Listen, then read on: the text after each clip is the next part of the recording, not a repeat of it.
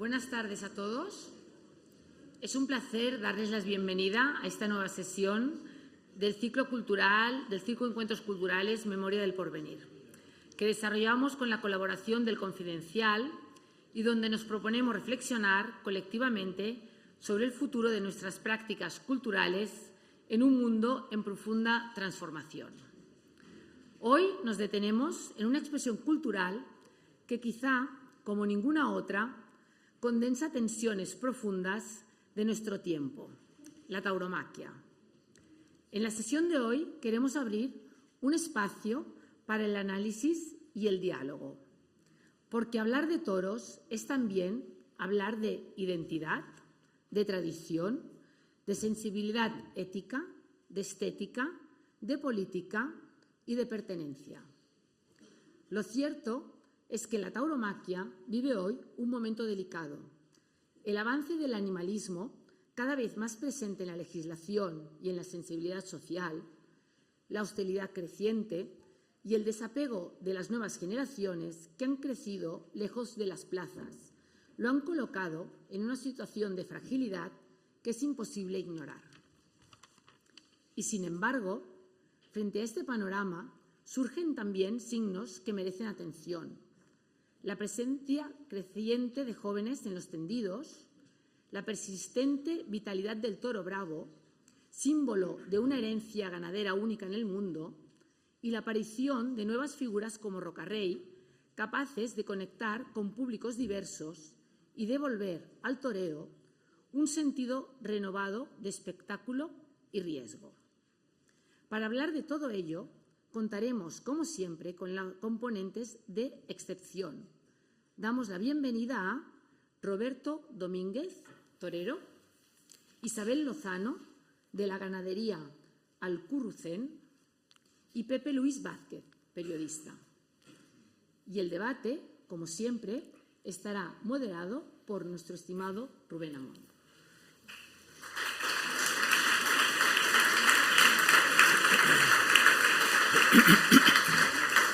Esperamos que esta charla sirva para pensar qué lugar ocupan y pueden ocupar los toros en la cultura contemporánea, qué significan hoy más allá de los titulares y los perjuicios, y qué pueden decirnos este debate sobre los cambios más profundos que están moldeando nuestras formas de vivir, de sentir y de convivir.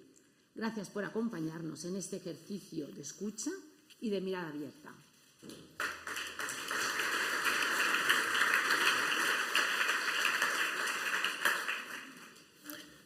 Buenas tardes. Tendríamos que estar en las ventas, pero los lunes no hay toros.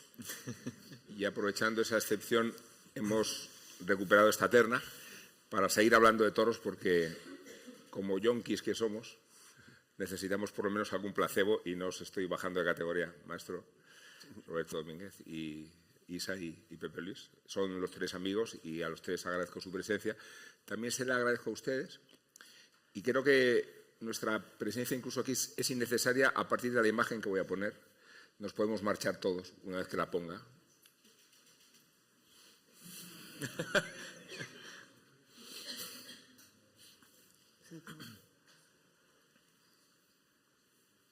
Bueno, ahí tienen al maestro José Antonio Morante de la Puebla. Para algunos estamos en el año 2025, para otros estamos en el año 26, que son los años de alternativa que tiene Morante de la Puebla. Año 26 después de Morante.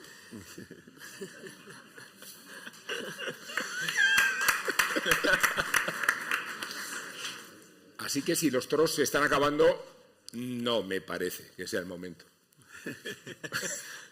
Y si los toros se están acabando, no sería tan difícil encontrar entradas para la Feria de San Isidro. A ustedes se las habrán pedido los días señalados y los que no son señalados. Y si los toros se están acabando, no veríamos tanto público joven en los tendidos, como está sucediendo. Y si los toros se están acabando, desde luego no estaríamos asistiendo, creo, y hablaremos con Roberto, con Pepe Luis, con Isa, a la plenitud del toro bravo. Un toro que no hemos conocido en su casi camino de perfección. Así que me estaba acordando de un chiste de Gila, de una señora grandona con su marido, y un interlocutor que le preguntaba: ¿y ustedes de qué opción política son? Y decían la señora: nosotros somos muy de izquierdas, pero todavía no.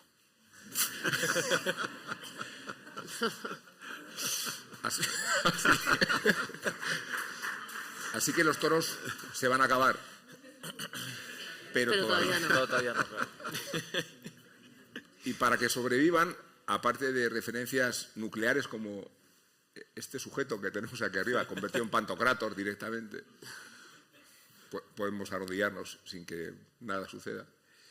Creo que hay que resolver 3 malos entendidos que quiero exponeros, porque creo que somos víctimas de 3 malos entendidos. El político: ¿cómo es posible que un acontecimiento transgresor, extremo, como este sea percibido como conservador? ¿Cómo es posible que un arte con tanto espesor litúrgico, con tanta energía creativa, y esa energía que proviene del contacto con la muerte, se perciba como algo conservador, anacrónico, rancio? El segundo malentendido es el ecologista. ¿Cómo es posible que un bien medioambiental de esta envergadura, no conocido en ninguna otra manifestación cotidiana, sea observado como un enemigo del ecologismo? Y el tercer malentendido es el animalista. ¿Cómo es posible que nosotros, que adoramos al toro de Lidia, que respetamos al toro de Lidia y que nos situamos en el centro de gravedad del acontecimiento que nos ocupa, seamos percibidos como enemigos del animalismo? Y no es fácil sobreponerse a esos 3 elementos, ni es fácil que resultemos cómodos en la sociedad, porque creo que la tauromaquia encierra todo lo que la sociedad teme. Así que está bien que seamos un escándalo. Me gusta que se nos perciba como un acontecimiento punky, transgresor, fuera del sistema, y que suceda precisamente porque los toros nos hablan de la muerte, los toros nos hablan de la jerarquía, los toros nos hablan de lo masculino, los toros nos hablan del mérito, los toros nos hablan de lo ritual y lo litúrgico de una sociedad secularizada. Claro que somos incómodos, y creo que esa incomodidad nos da razones para seguir pensando y viviendo. Digo que después de esta imagen no hace falta que hablemos, pero vamos a hablar porque nos perderíamos vuestro testimonio, nos perderíamos la oportunidad de hablar con Roberto Domínguez, que aparte de una primera figura del escalafón, ha sido apoderado del Juli de Roca Rey hasta el año pasado. Y no sé, Roberto, si compartes, por un lado, la dureza de un diagnóstico respecto a hacia dónde vamos, pero si también tienes y has encontrado motivos para el optimismo. Bueno, pues después de escucharte lo único que me queda decir es amén, en vez de amor. Amén en vez de amor. No, yo tengo que reconocer que antes de la pandemia, y sobre todo en pandemia, pues estaba muy preocupado por las circunstancias a nivel internacional taurino, cómo se iban estrechando los lazos, cómo se iban poniendo pegas, cómo se estaban prohibiendo, cómo se cerraban plazas icónicas en Colombia, en Ecuador, en España. Y también tengo que reconocer que después pues he visto, por diversas razones en las que se han anunciado algunas aquí, que hay pues un repunte extraordinario, que hay mucha gente en Madrid, más gente que antes, más abonados que antes. Hay mucha gente en Sevilla que cuesta una entrada conseguirla y que sobre todo hay mucha juventud en los toros. Es verdad que los toreros con su actividad en Internet pues han ayudado mucho a esto, pero ¿la fiesta a dónde va? La fiesta va y la fiesta sigue, a pesar de todo y a pesar de todos los siglos. A mí me gustaría pues ahondar un poco en los argumentos que nos han equivocado y que hemos utilizado mal para defender la fiesta de toros. Los argumentos tan manidos que hemos conseguido, que si Goya, que si Picasso, que si Alberti, que si García Lorca, que si la cultura. Hay que apoyarte en la contracultura, precisamente. Y hay que fijarnos hasta en los argumentos que el cineasta Albert Serra, algunos argumentos salvajes para defender la fiesta de toros, más que la fiesta de toros, su documental Tardes de soledad, en la que, como vuelvo a repetir, esos argumentos salvajes, como queriendo decir, te quiero a pesar de ti. Te quiero a pesar de ti. Y me gusta su sacrificio, su culto, su entrega, su peligro, y me gusta su muerte. ¿y qué? Y eso es lo que ha defendido, y es paradójico que haya sido un catalán, nacido en Bañolas, el que se haya acercado al mundo del toro sin prejuicios y con curiosidad, y ahora la defienda y la justifique. Tenemos que huir de todos esos argumentos anteriores y saber que la fiesta va pese a quien pese. Isa, pues muy de acuerdo, ¿no? O sea, a pesar de todos estos también ismos, animalismos y demás, pues un poco al hilo de lo que dice Roberto, al hilo y más, que no es tanto la comparación que es odiosa, sino la limitación que es odiosa, y limitarnos en ese sentido pues nos condiciona, ¿no? Como libres, ¿no? A la hora de expresar y a la hora de estar dentro de una plaza de toros, en el mismo campo. O sea, el pensar que por estar ahí hay gente que esté en contra y que genere un debate en contra, pues eso al final a nosotros pues no nos tiene que cohibir. O sea, nosotros somos, sí, vamos a etiquetarnos como taurinos, somos defensores aférrimos cada uno en su papel de la tauromaquia. Y por eso, pues no sé, hoy por ejemplo estamos aquí, ¿no? O sea, para pues, reivindicar que a pesar de todo, a pesar de estas limitaciones que nos quieren imponer, pues que nosotros tenemos mucha más valía en ese sentido intelectual o más visión, más allá de querernos encasillar. Y por ejemplo, pues sí, el documental de Albert Serra pues es una llamada a la...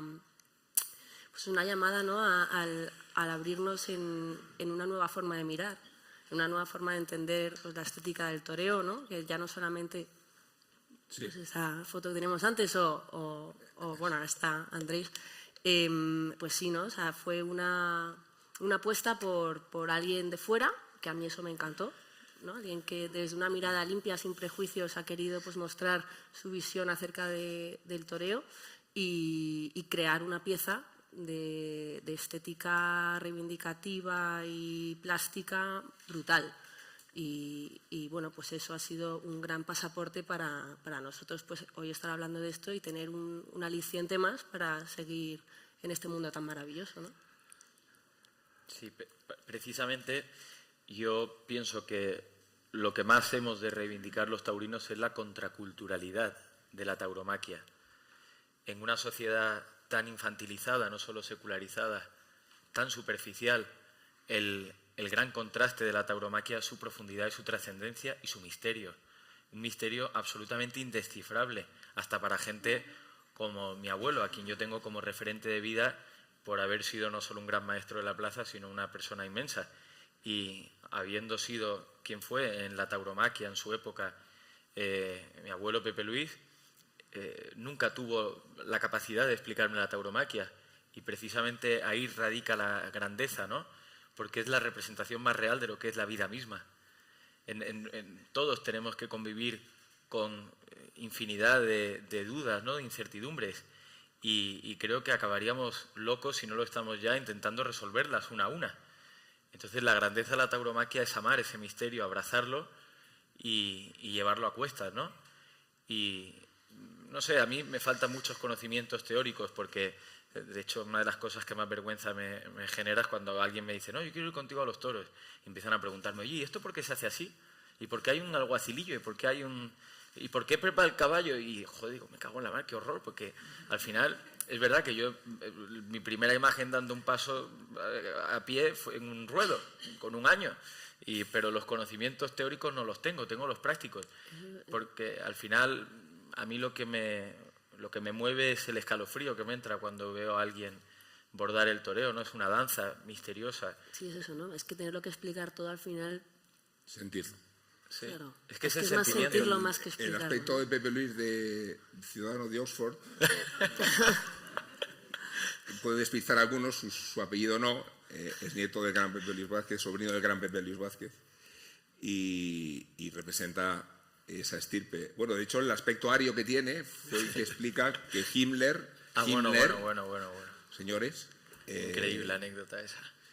lo reclutara para confirmar la alternativa precipitadamente. Qué horror. En un espectáculo que Franco ofreció al régimen nazi con todas sus pompa y circunstancia. Es curioso ese día porque Pepe Luis Vázquez, abuelo, recibe una petaca con la esvástica. Sí. Muy bonito ese gesto.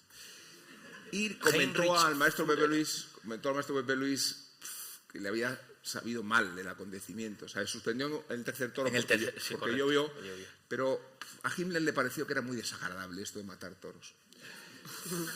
Dijo porque mi abuelo fue el que tuvo cierta No, era desagradable, ¿no? Que además la corrida fue totalmente obligado, porque él había tomado la alternativa un 15 de agosto en Sevilla, que es una pena que ya no se den toros el 15 de agosto, pero yo entiendo ya que además con esto del cambio climático, pues imagínate, no dar toros un 15 de agosto en Sevilla, se mueren hasta los vencejos, ¿no? Palman allí en la maestranza. Pero él le había tomado la alternativa el 15 de agosto y no quería confirmar en Madrid hasta el año siguiente, el 41, con la cosa de que termina la temporada en Zaragoza, va en coche para Sevilla y le para un control de la Guardia Civil. ¿Es usted el torero Pepe Luis Vázquez? No. Bueno, en aquella época no había televisiones, no había revistas, la gente no se identificaba físicamente, era más difícil. Y no sé si había walkie-talkies de esos, pero en el siguiente control ya no le preguntaron si era Pepe Luis Vázquez, le dijeron, deme usted su cédula, por favor, que era el DNI antiguo, José Luis Vázquez Garcés. O sea, que usted es el torero Pepe Luis Vázquez. Sí. Pues se dirige usted a Gobernación porque su excelencia, el jefe del Estado, le reclama que tiene una visita de un mandatario internacional y ha organizado una corrida en su honor. Y era el cartel de la confirmación con el maestro Marcial Alanda, que luego fue apoderado de mi abuelo, con Rafael Ortega Gallito y mi abuelo. Y la corrida se suspende al tercer toro, que mi abuelo siempre me contaba, y menos mal, porque dice, los tres siguientes tenían rizos hasta en el culo. Los toros de la posguerra se lidiaban toros viejos. De ser viejos, claro. Sí, bueno. Pasaditos. Y entonces suben al palco y es mi abuelo con 17, cumplía 18 en diciembre de ese año, quien tiene la curiosidad de que le ha parecido al alemán que no, un tío raro, una efigie así un poco respeto funesta, ¿no? Y a través de un intérprete, oye, ¿por qué no le preguntáis qué tal la corrida, qué le ha parecido? Y entonces ya largó fiesta, ¿no? Himmler, y dijo que a él le había parecido un espectáculo cruel y sanguinario y que se había mareado con la sangre del toro. O sea que... Por terminar la historia, que es aterradora, el director del campo de concentración de Auschwitz, Rudolf Höss, recibió a Himmler a los pocos meses y anota en su diario que se le notó de muy buen humor ese día. Se le recibió con un vagón de judíos holandeses y se ejecutó a los holandeses en su presencia y se los condujo al horno crematorio. Increíble. Y dice Höss en sus memorias que con gran amistad y bonomía, Himmler gozó de una noche estupenda. Y bonomía, Dios santo. Bueno, no voy a hacer analogías, aunque me resultan muy tentadoras. Es muy llamativo. Roberto, has mencionado el caso de Tardes de Soledad. Es un proyecto muy vinculado a la idea de Roberto de colocar el mundo de los toros en un plano que nos ha sorprendido a todos. Y ha habido que sobreponerse al sabotaje de los toros mismos, el mundo de los toros, porque se percibía como una amenaza para el mundo de los toros. Y no voy a decir quién, pero hubo sujetos muy involucrados en el mundo de los toros. No es este el motivo de la polémica. Aquí no vamos a dar un argumento al antitaurino por ningún sitio. Que era secuestrar todas las copias para que la película no llegara nunca a proyectarse, ¿verdad? Y con esto quiero preguntarte, ahondando en la historia de la película, que la conoces también, ¿hasta qué punto el mundo de los toros se sabotea a sí mismo, ¿no? Que creo que es donde puede empezar la autocrítica con la que quiero extender el debate.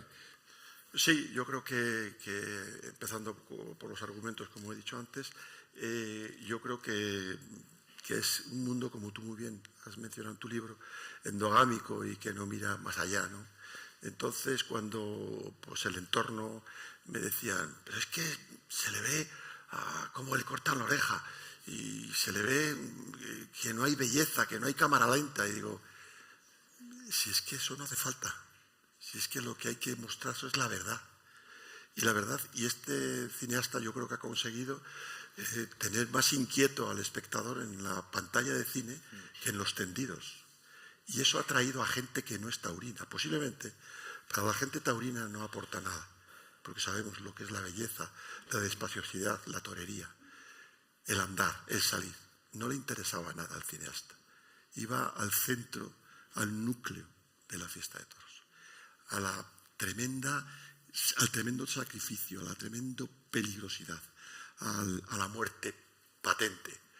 Y me recordaba que cuando yo hablé con él, le contaba la anécdota de Victoriano de la Serna, hablando de su época en los años 20, que decía, cuando la muerte, por falta de penicilina, hacía el paseillo con nosotros. Joder, claro.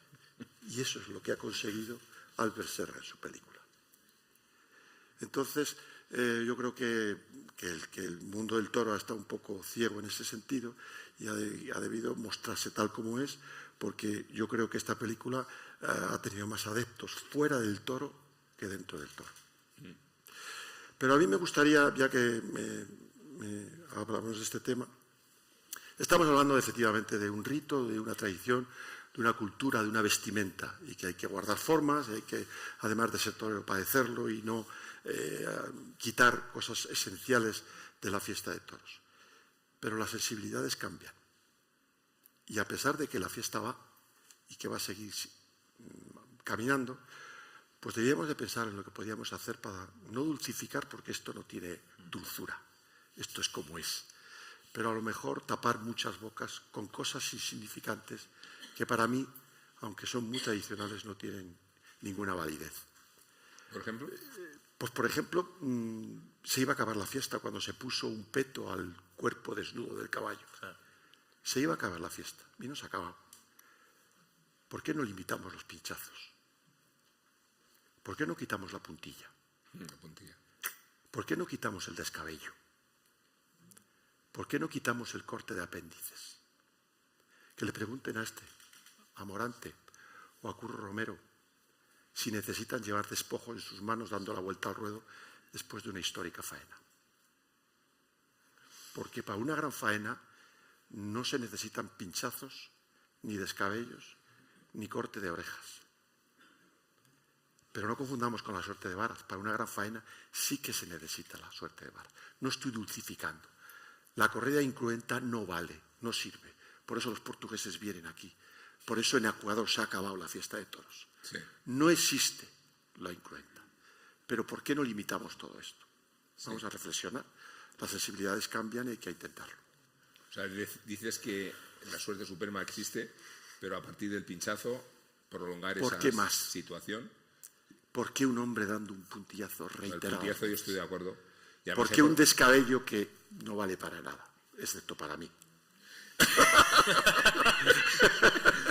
Bueno, para los jóvenes aficionados que no vieron a Roberto, Roberto llevó el arte del descabello a... Pero no era el arte, no era en sí el descabello, el momento de seccionar la médula espinal, sino la preparación y el toreo por bajo. La ceremonia que lo rodeaba y el peligro que revestía, porque efectivamente, ponerse lo hacía solo en el centro del ruedo. A merced del toro en estas circunstancias, un error suponía... Sí, pero eso no vale para nada, ni la puntilla ni nada. Sí. Vamos a pensarlo, porque hay que dar un paso más allá. Vuelvo a repetir que las sensibilidades cambian y a lo mejor eso beneficia algo. Isa, que te veo titubear. A ver, es de tú a tú. Me conoces desde que soy así, es la frase además. Como estamos hablando de Albert Serra y de la peli, justo la peli es muy llamativa en ese sentido. O sea, me extraña que tú me estés ahora mismo, estemos argumentando eso cuando la imagen como tal es lo más potente, sangriento, es así. La imagen de matar. Bueno, y de ese toro llorando. Sí, o sea, pero ¿sabes por qué yo quiero quitarlo?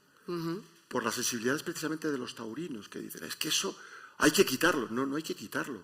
Es que cuando tú estás pidiendo la oreja, mirando al presidente e insultando al presidente, está ocurriendo lo que Albert Serra pone en el microscopio. Esa es la gran diferencia. Que Albert Serra te pone en el microscopio cuando tú estás con el pañuelito aquí. Pero estás viendo no vale. La crudeza de pero ¿para qué vale eso? ¿Qué aporta eso al espectáculo? Dime. Pero ¿cómo lo quitamos? Bueno, hay recursos tecnológicos. Yo creo que... Con inteligencia artificial. No hablo de Google José, no. hablo de la puntilla se puede eliminar Sí, o sea, con de una descarga menos... Hombre, no. Pero es que ahora mismo los mataderos, que son Sí. la paradoja del toro indultado, que lo matan 2 minutos más, del toro que en Portugal, Sí, en que lo Portugal. meten en el chiquero y lo vuelven a matar, Sí. pues bueno, pues ahora con los mataderos hay un fulminante que hacen así y no hay sangre ni exposición ni nada, y con el descabello podría ser lo mismo. De hecho, cuando yo decía antes que somos realmente animalistas porque rendimos culto a toro, lo somos por el respeto que tenemos a la incolumidad del animal, al par de banderías mal colocado, a la vara en mal sitio, Por supuesto. a la manera en que se pincha y se vuelve a pinchar un animal que tiene esa Reiterado. connotación sagrada, ¿no? Exactamente. Y es la relación ética que tenemos con el toro, ¿no? Sí, al final es un rito, ¿no? Y se pretende que al final ese animal, pues, paradójicamente, pues, se le venere lo máximo posible y que se cree, pues, una faena, ¿no? Honrando a lo que es la existencia, la vida de ese animal que la está dando. Igual que en los tentaderos, por ejemplo, nosotros al final, esto de que en casa, pues, quieres ver también un torero que esté pro a que esa embestida sea la mejor dentro de lo que es el tentadero, ¿no? Lo que es esa becerra que está embistiendo, pues porque se está jugando la vida ese animal. O sea, yo el día de mañana pues diré, qué bien, me acuerdo de esa faena de Favorita que tentó en casa Perera, que pues sí, claro, entonces me acuerdo y veo esa becerrita en el campo y digo, pues mira, ya es madre, pues qué grandiosa tarde de tentadero tuvimos en casa. Y encima qué bien estuvo Perera, que le sacó el máximo jugo a esa becerra. Porque al final, claro, hay que conocer que ese animal se está jugando tanto en el ruedo de plaza de toros, lo que es una plaza de toros, la vida, como en una plaza de tentadero. O sea, es conocerlo desde dentro, ¿no? Y conocer por qué de... He puesto la imagen de Morante, está el maestro Rocarey aquí ahora, en su lugar, y quería preguntaros, Pepe Luis, el impacto que ha tenido Rocarey en la apertura de públicos, el grado de repercusión que su figura, además que es transatlántica, ¿no? Es un ídolo en América, lo es aquí. Todos los.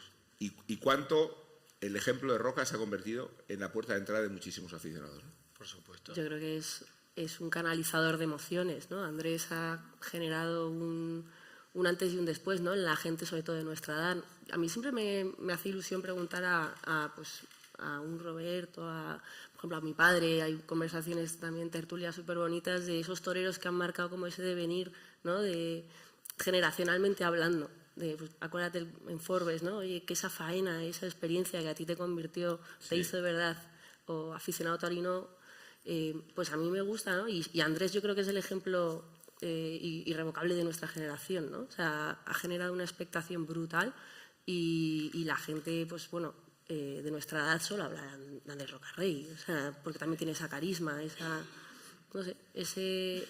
Sí. También al acercarse a los jóvenes, ¿no? que han conseguido, hablabas antes, Roberto, de las redes sociales, ¿no? Internet, sí, cómo ha conseguido pues calar ese mensaje suyo y esa imagen de rebeldía incluso, ¿no? De salirse un poco de lo establecido. Con respecto, es verdad que lo que ha canalizado en Internet y cómo se ha movido la juventud a través y se han hecho nuevos aficionados y después de los toros, el conseguir eso que llamaban antes los mentidores que hacían los antiguos, ahora son los chavales jóvenes los que se toman la copa y después y comentan y todo eso.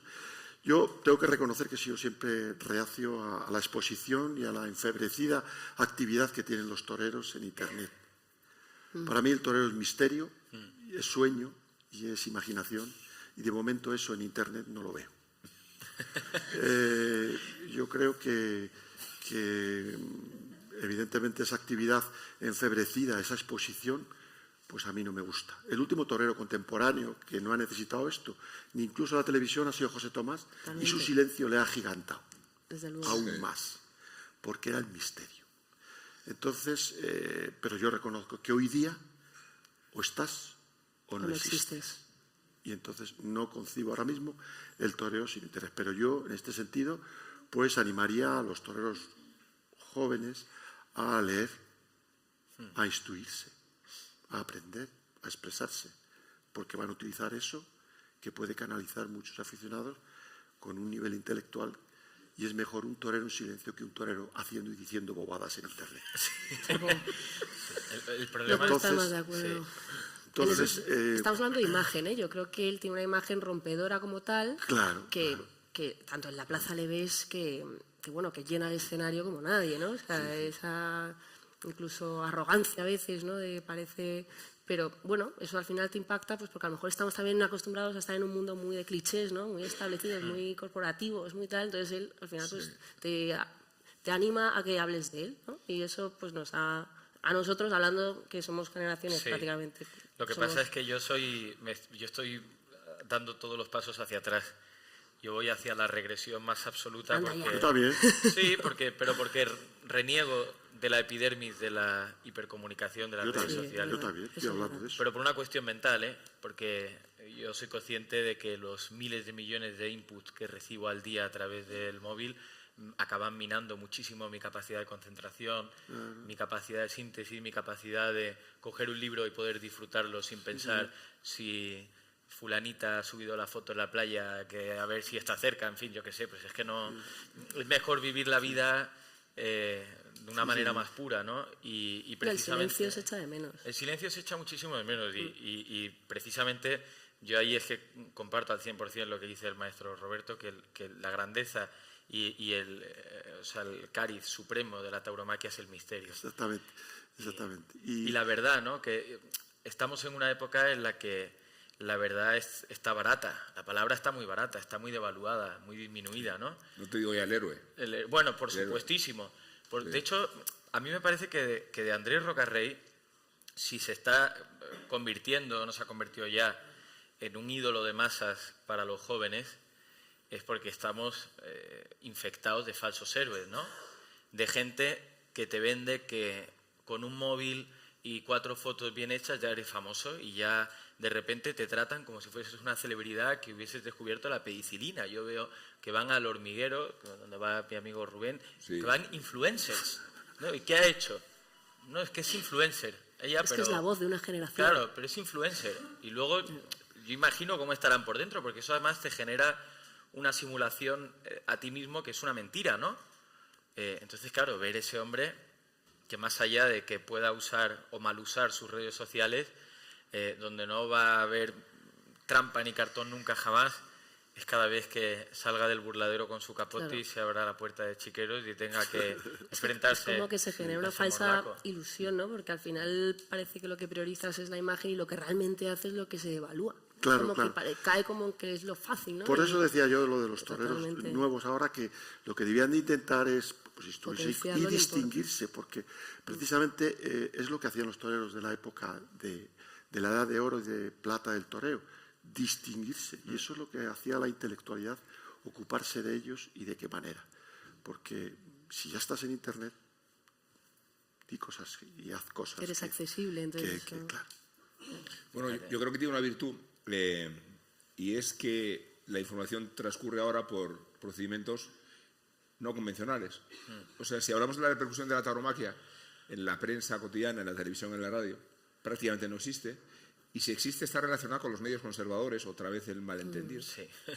Pero en cambio ha conseguido una proyección, no digo que las redes sociales sean el mejor procedimiento, pero desde luego es una maquinaria de divulgación que sobrepasa todas las convenciones.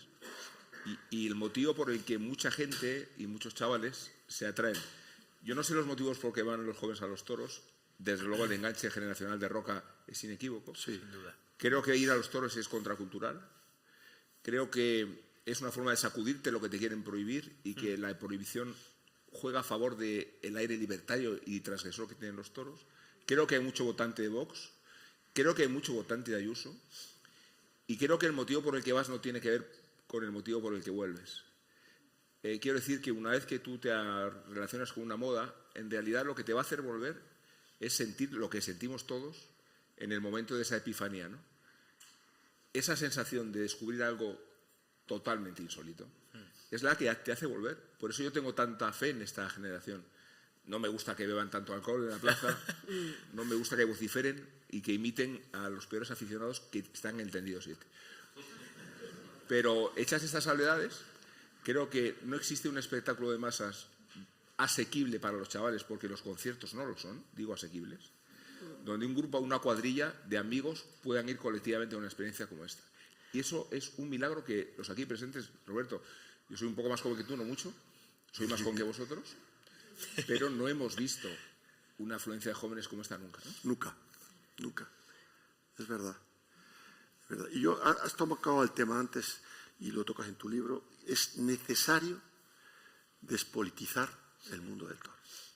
Puede haber excepciones, pero por lo general los políticos defienden colectivos, adoptan banderas, defienden situaciones única y exclusivamente para su beneficio. Sí. Sin duda. Y ahora mismo es curioso, como unos políticos que están en contra, que son enemigos de otros políticos que defienden el mundo del toro, hayan querido subir otra vez al toreo a caballo.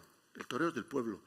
El pueblo se echó a pie a tierra y hizo suya una fiesta noble, de caballeros nobles, y lo llevó a la plaza de los pueblos y a todas las ciudades de España. Sí. Es popular, es del pueblo. Y ahora estos políticos nos quieren otra vez subir a caballo y prohibirnos.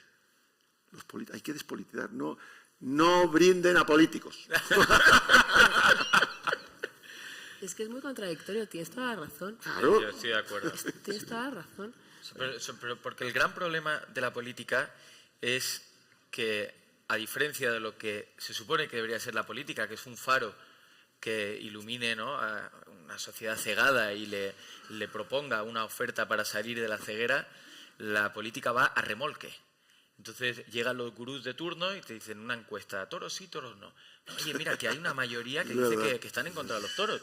Entonces llega el partido de turno y dice, pues venga, estos son los que hay que conquistar. Como son gente generalmente muy mediocre, ellos no se ven capaces de convencer a nadie y de enhebrar argumentos lo suficientemente sólidos como para guiar a la luz al pueblo. Si el pueblo va al precipicio, ellos van con el pueblo al precipicio. Sí. Esos son los políticos de hoy día. Sí, entonces ha habido unos idiotas, con perdón, que han hecho una encuesta. No, pues mira, es que hay más gente que dice que está en contra de los toros que gente que está favorable. Pues entonces, si decimos que estamos en contra de los toros, seguro que sacamos mayoría absoluta. Y esa es la lógica, ¿no? Y es un drama, porque al final lo que acaba pasando es que se politiza una causa. Cuando yo he conocido gente que es sumamente izquierda, que se proclama taurina, y gente que es profundamente derecha, que se proclama antitaurina. Sí, señor. Entonces, es un ridículo que no tiene ningún sentido. Pero bueno, pues esto es lo que hay que aguantar. Respecto al porvenir, mira, os pongo esta imagen, que es un toro, un tío en Madrid. Me da miedo nada más que de estar aquí debajo. Bueno, quiero hablar de otra situación, contradictoria respecto a las amenazas, ¿no? Porque vivimos un periodo donde el toro bravo, no sé si habéis conocido, Roberto, empiezo por ti, ¿no? Un toro de esta plenitud, ¿no? Venimos de otras épocas donde los toros se caían, ¿no? Mucho. Donde se devolvían, donde se hablaba de el fin de la fiesta porque los toros no terminaban por embestir, ¿no? Ha habido una criba, creo que afortunada, que ha filtrado muchos ganaderos o neoganaderos que se sumaron en los años 80 y 90 como para reciclar un poco el dinero de la construcción. Digo reciclar, como podía utilizar otro verbo. Y al final las ganaderías que habéis sobrevivido, las que han sobrevivido, han llevado el toro, no sé a qué extremo, Roberto, no sé si hablar de perfección, pero desde luego... Es que es verdad. Para mí el toreo ha evolucionado muchísimo. La limpieza de las faenas, la duración de las faenas es años luz de todas las anteriores. Naturalmente no hablamos de magia, ni de arte, ni de torería. Hablamos de limpieza, duración de las faenas y tipos de muletazos, ¿no? Pero eso es por el toro, por lo que han conseguido los ganaderos. En mi época se caían muchos toros, había toros buenos, toros malos, toros que se hacían faenas. Al Viti le llamaban enfermero porque era capaz de a un toro cayéndose y protestando en Madrid, pues cortarle las dos orejas. Por el temple, le llamaban el enfermero. Y yo recuerdo que un año que yo toreé en Madrid en el 78, fueron tantos los toros que se echaron para atrás por falta de fuerza que propusieron a Florito como triunfador de la Feria de San Isidro. Florito es el mayoral de la plaza, lo era y lo sigue siendo, que es otra...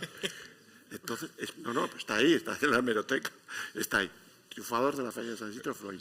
Entonces, de eso hemos pasado a una adoración del toro, del tamaño de este toro, de esa entrega, de ese ir con el morro por el suelo 70 veces detrás de la muleta.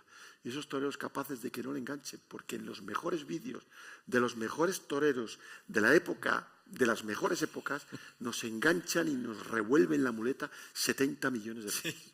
Y ahora un muchacho que empieza es más limpio que todos nosotros, por la embestida del toro.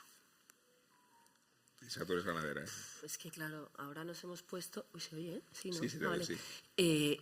Es que es un poco al hilo de esto porque nos hemos puesto un nivel Altísimo.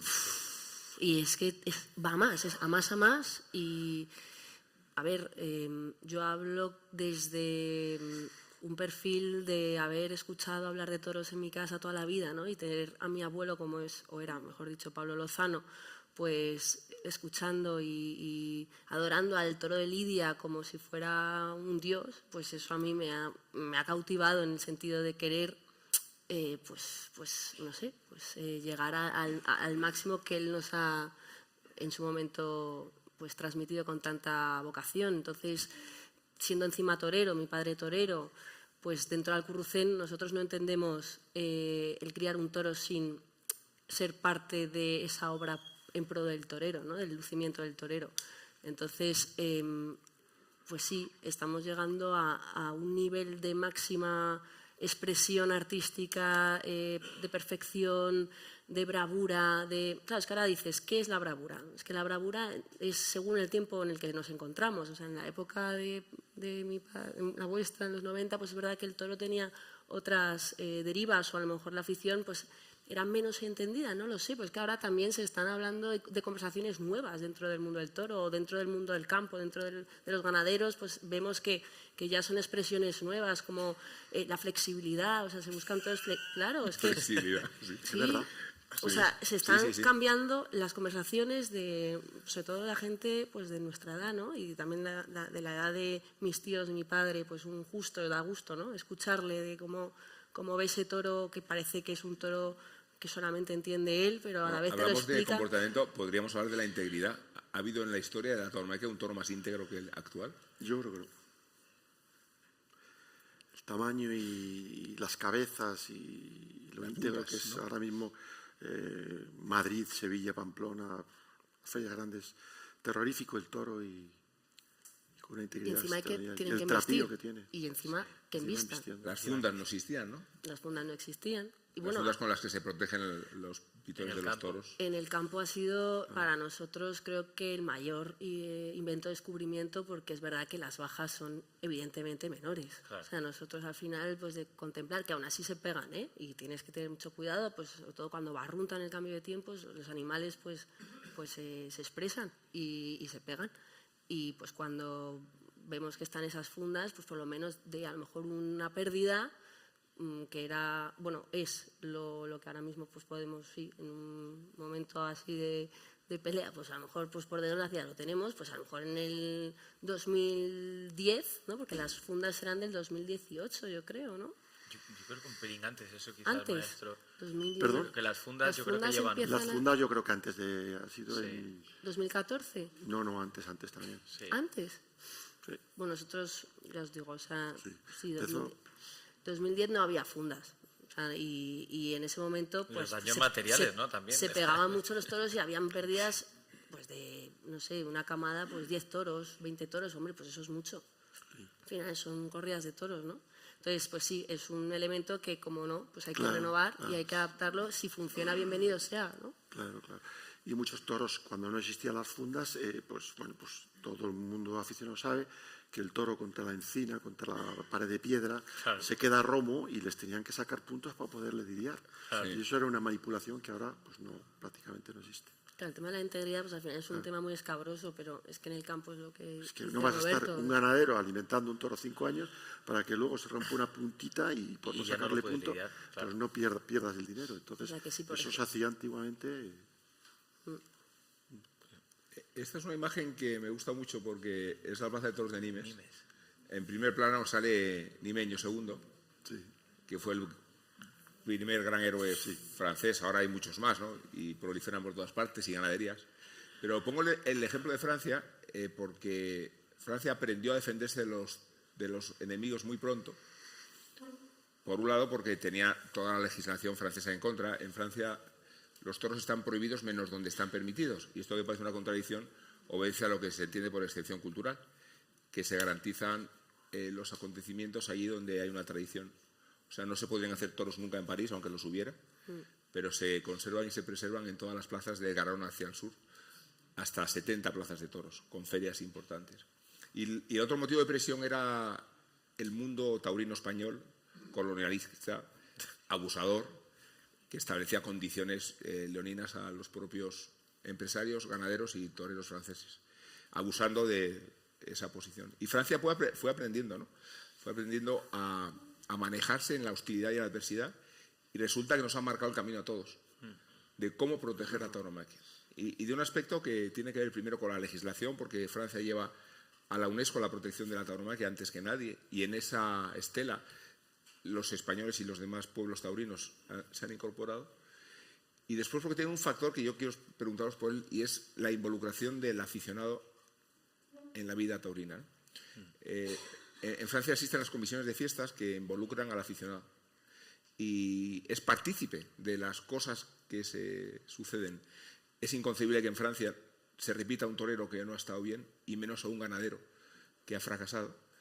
Y en cambio vemos que en el sistema español, con el conflicto de intereses, y quiero hablar de esto porque creo que es uno de los grandes males de la fiesta, vemos circunstancias en que el empresario es apoderado y ganadero y desempeña todos los papeles a la vez. O sea, Roberto, Francia siempre fue la luz, ¿verdad? Sí, evidentemente en Francia el que triunfa vuelve. Y hay muchos toreros españoles que han visto su nombre subir, porque son los propios franceses los que protegen. Hay toreros que no tienen éxito y son independientes, es decir, ellos quieren la figura, pero si hay un torero como fue Víctor Méndez en su época, o como pues, Damián Castaño, tal, como uno esté bien en Francia, torea todas las de Francia. Y son las comisiones de festejo, los aficionados, como tú dices, las que dicen, no, queremos a este. Sí. Y van a verle. Y no se dejan llevar por el torero de moda, sino queremos esto. Incluso quieren contrastar el torero que ellos han subido con la figura que ya está contrastada. Y eso se consigue en Francia. Es verdad que aquí en España eso es muy difícil, porque hay muchos intereses, como tú dices. Y la feria de Murcia se ha hecho ya.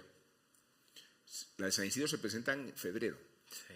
Estamos yendo a la temporada del año pasado, me parece a mí, porque vemos toreros que han perdido todo interés y que por la forma de planificar las ferias están en todos los carteles. Y las novedades no aparecen porque ya están hechas las ferias hasta septiembre, ¿no? A eso me refiero con el conflicto de intereses, ¿no? Es que, perdón, imagínate si no se hubiesen confeccionado ya la mitad de las ferias de aquí al mes de septiembre-octubre, ¿qué papel hubiera jugado en esta temporada un torero como Jiménez Fortes, ¿no? claro.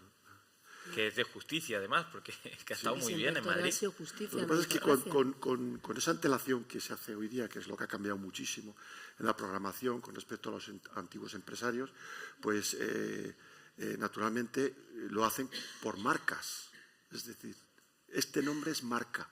Claro. Y si yo tengo que sacar un cartel ahora con 4 meses de antelación, tengo que ofrecer una marca, porque no puedo ofrecer una promesa.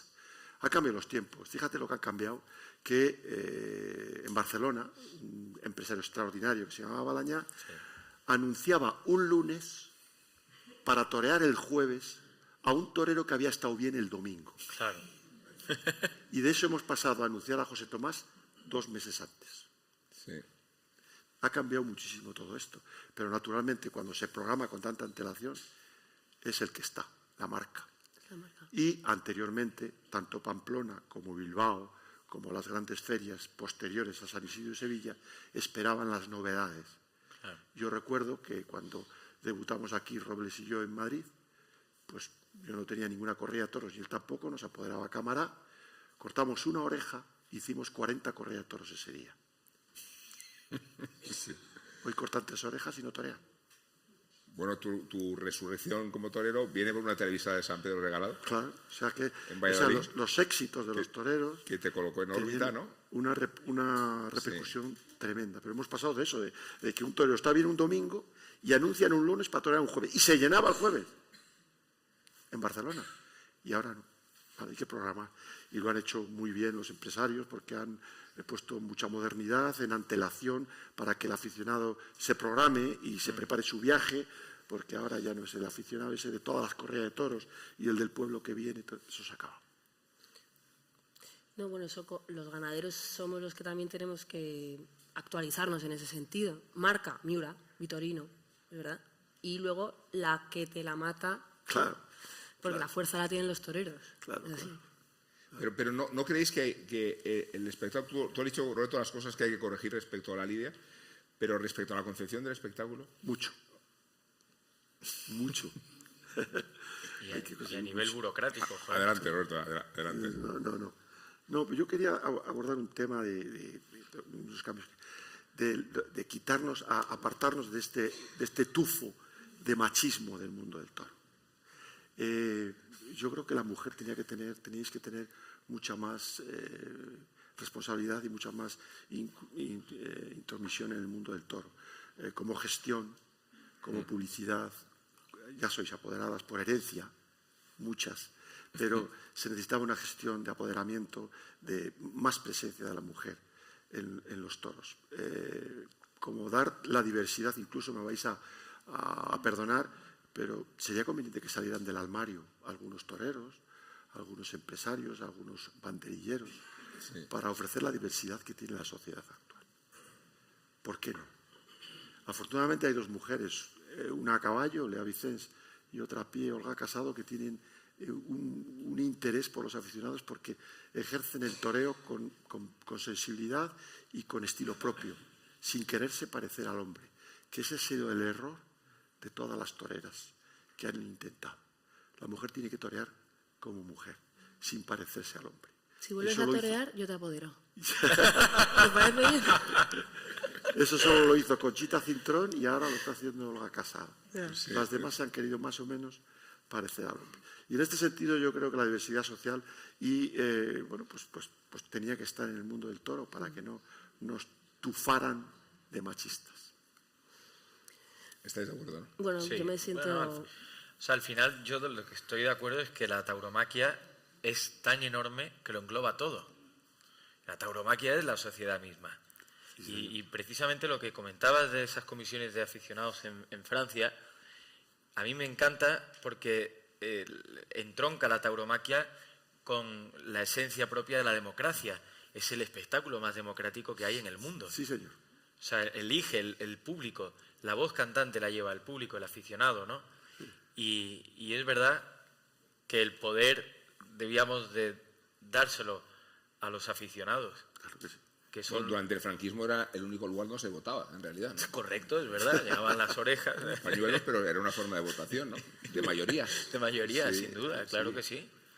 Claro que sí. Y de expresión. Es verdad que el tabú de la homosexualidad es insostenible. Me refiero a esa relación que se establece entre virilidad y heterosexualidad. Por Es- supuesto, claro, por supuesto. Es un cliché ridículo, pero resiste de forma pavorosa porque cada vez que sale la conversación hay que mencionar a Mondeño, ¿no? Sí, pobre Mondeño. es Pero, el pero único. es que Mondemi no salió del armario, se lo declaró fue cuando fraile. se retiró. Sí, que fue fraile, 10 minutos. minutos, sí, Recordemos que el periodo también fue breve. Pero siempre se le cita, no, Mondeño, pero ¿cómo Mondeño?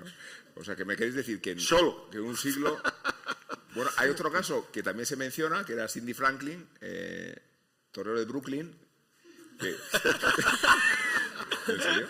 Cindy Franklin fue torero de Brooklyn, Sí. amante de Hemingway, que también salió del armario, y que caracterizaba una época de la República donde había casi más sensibilidad a un torero homosexual de lo que sucede ahora, porque es verdad que sería percibido como...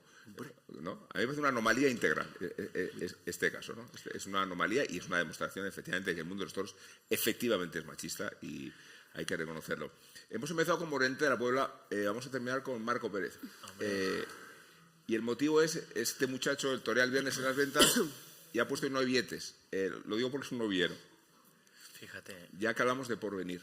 Y me gustaría que esta conversación la termináramos no porque seamos propagandistamente eufóricos ni optimistas, sino porque yo veo Por ejemplo, que desde hace muchos años no ha habido un escalafón de novilleros que ha despertado tanto interés. Es verdad. El otro día, y pongo un ejemplo inequívoco, toreaba un chaval de Zaragoza, no solo Aarón Palacio, que lo es, sino uno que se llama El Mene, que está en realidad recriado en Salamanca y muy cariñoso el público con él de las ventas, por favor, vaya hostilidad a esa plaza, a esos chavales que Increíble, se enfrentaban, ¿no? increíble. Qué odio, qué plaza, de verdad. Bueno, me pierdo, pero lo que quería significar es que esa novillada se televisó por Aragón Televisión, la cadena regional, y tuvo un 20% de audiencia. Increíble. Para ver a un novillero de Zaragoza. Y si hablamos de Aarón Palacios, si hablamos de Zuleta, si hablamos de Marco Pérez, si hablamos del Mene, creo que ha florecido una generación porque se da una circunstancia y es cómo han crecido las escuelas de tauromaquia. Y cuántos chavales, terminen o no siendo toreros, han iniciado este camino, ¿no? Este camino de perfección, que es la tauromaquia a la que algunos solo llegáis, ¿no? Digo, si tenemos motivos para ser optimistas, no solo por el público joven, no solo por la situación del toro bravo, no solo porque creo que nos estamos despojando del estigma de la prohibición y que ser contracultura nos ha terminado por beneficiar, sino porque encima hay una generación de chavales al asalto, con personalidades muy matizadas, que nos ha devuelto a todos las ganas de ir a los toros para verlos, ¿no? ¿Lo veis así? Totalmente, ¿no? O sea, además, si partimos un poco de esa reminiscencia de los toreros que han marcado una época, o sea, las escuelas están muy bien como más, ¿no? Roberto, corrígeme, para marcar esa técnica, puede ser, pero la personalidad a lo mejor es lo que te la coarta un poco, ¿no? La escuela al final te da un molde te a seguir. estandariza un poco Te alinea, la forma de quizás, te actuar. puede alinear un poco. Y, por ejemplo, en el caso de mi familia, pues un palomo, ¿no? O sea, cuando se genera la oportunidad y, bueno, no sé si conocéis, ¿no? La historia de Vista Alegre, bueno, pues se genera pues una estrategia, hablando de marketing, que era la oportunidad, donde van muchos ilusionados posibles matadores de toros a que les vean pues, A las puertas de Madrid. a las puertas de Madrid, con su atillo, además siempre me lo contaba mi abuelo, mi tío José Luis lo contaba muy bien, y pues para elegir a esa posible figura de relumbrón del toreo, ¿no? Y fue en ese sentido Palomo, donde también en ese certamen estaba pues Platanito, había mucha gente. fue Camarón de la Isla, también fue, y bueno, pues salió Palomo. Entonces, en ese, o sea, cuento esta anécdota porque la ilusión del coger un novillero que despierte tanta curiosidad y tanto fervor y demás, es lo que desde dentro también se tiene que saber gestionar, ¿no? O sea, mi familia en eso pues sí que ha sido muy visionaria a la hora de fraguar figuras y Palomo pues fue la consolidación de esa ilusión, ese mundo que tan pues bueno, fructífero pues resultó para todos, para la afición, para la época pues de pues cuando salió, ¿no? Palomo el cordobés, o sea, eso siempre ha generado pues grandes carteles, grandes tardes de toros. Entonces, que salgan ahora mismo novilleros con ya ese run, ¿no? que es tan positivo para todos, pues claro que despierta muchísima ilusión. Nosotros que al final pues somos 20, 30 añeros, pues ver a un Marco con un cartel de novilletes en Madrid, pues ya es la realidad, ¿no? que necesitamos. Sí, Siempre no, ha pasado, quiero decir. Yo vengo de estar ayer en Córdoba, en mi tierra, que yo soy de Córdoba, y por primera vez desde el año 2010 se llenó la Plaza de Toros de Córdoba ayer para ver a un chaval, con todo el respeto, digo lo de chaval, porque ya es matador de toros y se merece el mayor de los respetos, pero no deja de ser un chaval tomando la alternativa, ¿no? Con 19 años, Román, y yo le auguro un futuro muy luminoso a la fiesta de los toros. Haciendo un repaso histórico, concluimos que ha habido etapas casi peores que la actual. Y si la tauromaquia no es más que un reflejo de la sociedad, la política le pasa un poco eso, ¿no? La política es un espejito que tú pones desde arriba al pueblo. Pues la tauromaquia es a la inversa, recoge el pueblo en la plaza. Y la sociedad, a mi juicio, siempre es pendular, ¿no? Y ahora vemos que el péndulo pues se está volviendo un poco a las esencias. Hay mucha gente a la que le han vendido que todo lo barato, lo rápido, lo express iba a ser la solución de todos sus problemas y le iba a procurar la felicidad eterna. y estamos con unas tasas de suicidio disparadas porque la gente está totalmente perdida en la nada, ¿no? Y al final tiende la gente a buscar sus raíces, a buscar su esencia, a buscar el misterio, a buscar la verdad y a buscar algo tan trascendental y tan auténtico como es la tauromaquia, que para mí es la expresión artística más amplia, más heterogénea, más cultural que existe, ¿no? Y yo pienso que la gente está sedienta de un arte como el del toreo y por eso está viendo una vuelta de muchísima gente a los toros, incluso personas que estaban alejadas del mundo del toro y que recelaban del mundo del toro, están rompiendo muchas barreras y muchos prejuicios absurdos, preconcebidos, se están acercando, y lo hemos visto el caso más reciente con Albert Serra y Tares de Soledad, que para mí es lo mejor que le ha pasado a la tauromaquia en las últimas décadas.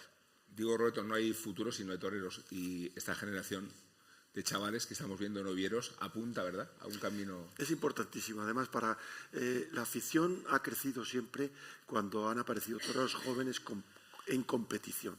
Las parejas de novilleros, Joselito Belmonte empezando, Aparicio Litri, Galloso Manzanares, Capea Robles. Ahora que haya 2 o 3 toreros como Marco Pérez o Zulueta, cuando tome la alternativa, Román, Aaron Palacio, pero yo quiero puntualizar que me gusta mucho que ahora los aficionados demos verdadero valor al torero que lo hace con el sentimiento que lo están haciendo los novilleros ahora, sin estridencias, sin mirar al público. Sí. Ya está bien de mirar al público y contar con él. El torero no tiene que contar con él, tiene que contar. Por eso se agiganta la imagen de Víctor Hernández, de Fortes, de estos muchachos cómo torean el Zulueta con esa sensibilidad, con esa naturalidad, Marco Pérez, el volver otra vez para el toreo intimista, para el toreo que trasciende, y por eso los novilleros y los toreros jóvenes que ahora emergentes es importantísimo que toren así. Bueno, decía que estamos en el año 26 de Morante de la Puebla, torea el miércoles en Madrid, no podemos facilitar entrada, lo siento mucho. Pero creo que estamos obligados a reconocer que estamos ante una dimensión descomunal de un torero y de una época. Hay un lema de LeBron James, jugador de baloncesto de los Lakers, que ya sé que no es muy taurino a la analogía, con la que me gustaría despedir. Es de Nike, de su publicidad, y la publicidad dice: sois testigos, somos testigos, así que vamos a disfrutarlo. Muy bien.